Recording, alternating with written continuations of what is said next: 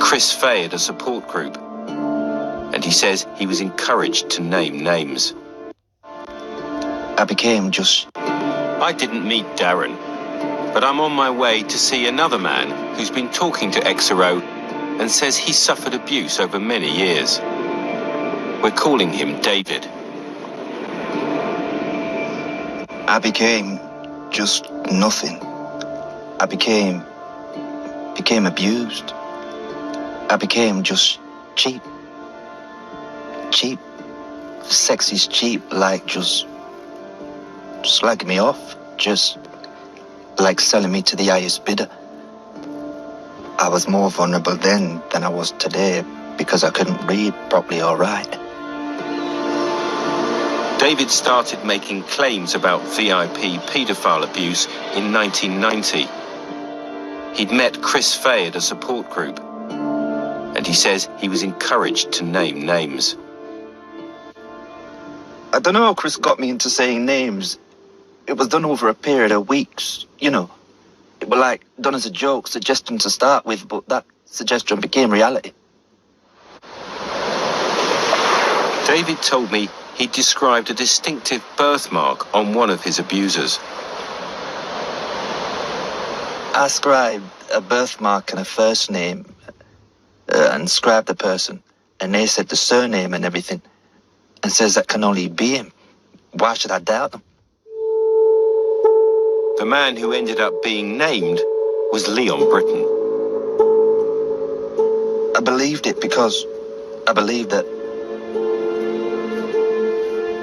I don't know. Just believed it. I couldn't say why I believed it. I believed it at the time. It was 25 years since David had had those conversations. He'd been trying to put his past behind him. I was doing okay, you know. I weren't doing brilliant, but I was doing okay. And then I was starting to build my life back with my family and everything, and it took years and years and years to do that. Then 2 years ago, according to David, Chris Fay got back in touch. VIP abuse was in the news again. He was phoning up every single day. He was phoning up virtually every day, phoning me up like he's talking like he's your best friend. And do everything through me, Chris said. Do everything through me because you can trust me from 1990. David says Chris Fay wanted him to meet journalists from XRO. They were interested in Dolphin Square, a place he'd first mentioned 2 decades ago. The conversations we had with Chris Fay on the phone and everything, like stuff like they just wanted to know about Dolphin Square because you'd said it to us, so it's got to be true, and other people had said the same thing. David says he's provided information for a number of XRO articles. They'd used all sorts of bits of stuff. I'd said a lot of truths and everything. And when they looked at the truths I'd told them, they matched and everything. Obviously there was stuff, odd little bits of stuff which I wasn't sure about. And then David said something extraordinary. He told me he'd called the police, saying he was worried about Chris Fay putting words in his mouth. The police bugged David's home. It weren't just a bug, it were a camera. It were proper recording surveillance and everything. And they brought a team down from London, and they filmed my house for about 2 months. A long time. Panorama understands the police did investigate Chris Fay for a possible attempt to pervert the course of justice over David's claims. The Met says it won't comment. David admits he finds it a struggle to recall details, and I'd certainly found it difficult to get a clear and consistent picture from him.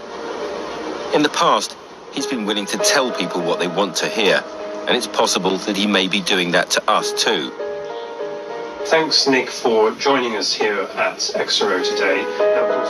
Yet we believe it's David who XRO used to corroborate their first report of abuse at Dolphin Square, the one based on Nick's story.